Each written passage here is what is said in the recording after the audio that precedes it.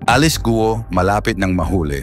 Sa mas dumadami pang mga impormasyon sa kung paano nakaalis si Alice Guo sa bansa, mas nalalapit na rin ang posibleng pagkakadakip kay Alice Guo.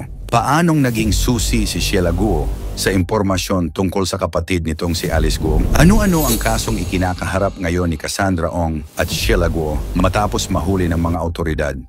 Yan ang ating aalamin.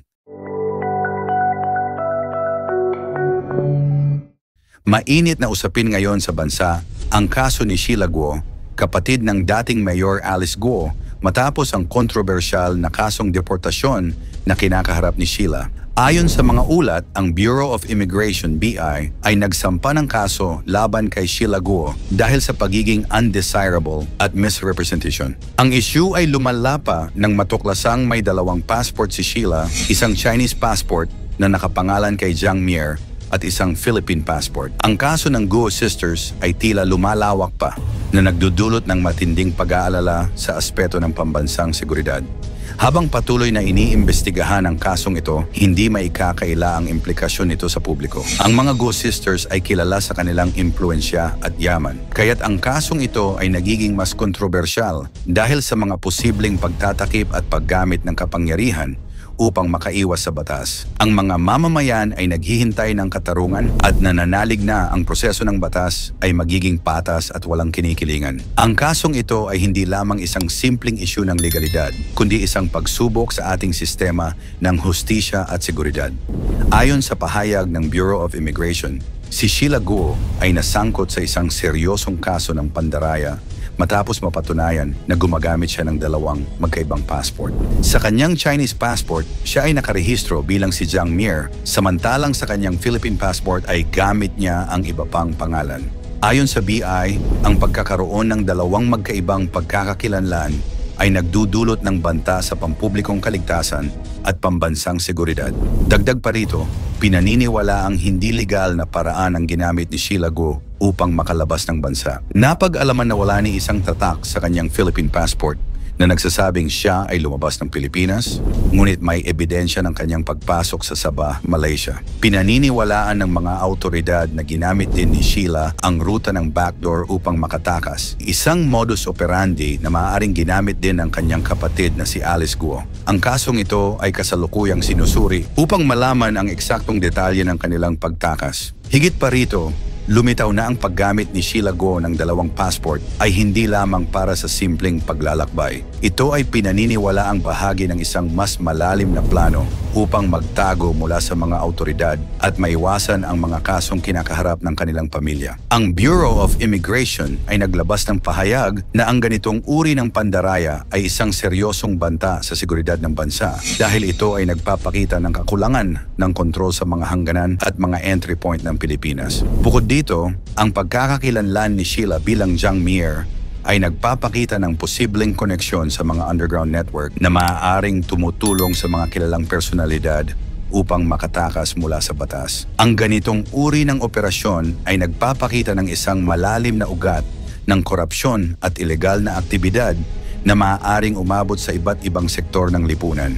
Ang pag-usbong ng ganitong kaso ay naglalantad sa kahinaan ng ating mga institusyon at naglalagay ng tanong sa kanilang kakayahang protektahan ang integridad ng ating pambansang seguridad. Kasalukuyang nasa proseso ng deportation si Sheila Guo na ngayon ay nasa kustodiya ng Bureau of Immigration. Ang kanyang kaso ay naging laman ng maraming usapan dahil sa pagkakadawit nito sa kanyang kapatid na si Alice Guo. Ayon kay BI spokesperson Dana Sandoval, may posibilidad na ang parehong ruta ang ginamit ni Alice upang makatakas ng bansa. Gayunpaman, hanggang ngayon ay nananatiling malaya si Alice, habang patuloy na hinahanap ng mga awtoridad. Sa kasalukuyan, si Sheila ay sumasailalim sa isang immigration inquest na bahagi ng proseso upang maisakatuparan ang kanyang deportation. Ayon sa BI, ang kaso ni Sheila ay bahagi ng mas malaking investigasyon laban sa kanilang pamilya na matagal nang iniuugnay sa iba't ibang mga ilegal na gawain sa Pogo. Kasabay nito, ang mga awtoridad ay patuloy na nagsasagawa ng mga hakbang upang malaman kung paano nakalabas ng bansa si Alice Guo na posibleng sumunod sa yapak ng kanyang kapatid.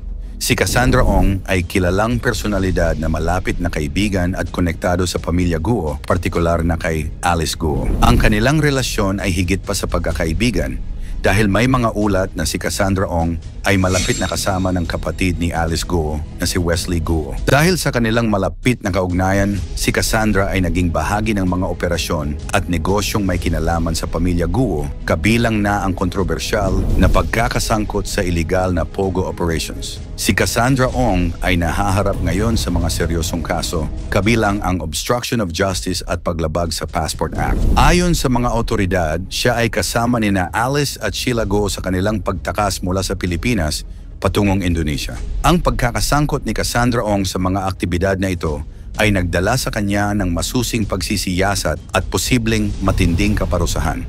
Ang posibilidad na ang mga Guo sisters ay bahagi ng isang mas malaking network ng mga personalidad na nagtatago mula sa batas ay isang seryosong issue na kasalukuyang iniimbestigahan ng mga autoridad. Ang kasong ito ay naglalantad sa mga kahinaan ng ating mga institusyon sa harap ng impluensya at kapangyarihan. Kung paano ito haharapin ng ating mga autoridad ay isang mahalagang tanong na kailangan ng agarang sagot. Ang kaso ni Sheila Guo ay nagbubukas ng mas malalim na usapin tungkol sa mga banta sa pambansang seguridad, lalo na't ang kanilang pamilya ay matagal nang napapabalita na sangkot sa mga iligal na gawain. Ang pagkakaroon ng dalawang passport ay hindi lamang isang simpleng kaso ng pagkakakilanlan, kundi isang mas malalim na isyu ng pandaraya at pagsasawalang bahala sa mga batas ng bansa. Bukod dito, ang pagtakas ng magkapatid na Guo ay nagdudulot ng malalim na tanong sa kakayahan ng ating mga autoridad na mapanatili ang seguridad ng ating mga hangganan. Ang ruta ng backdoor na ginamit ni Sheila at posibleng ginamit din ni Alice ay nagpapakita ng kahinaan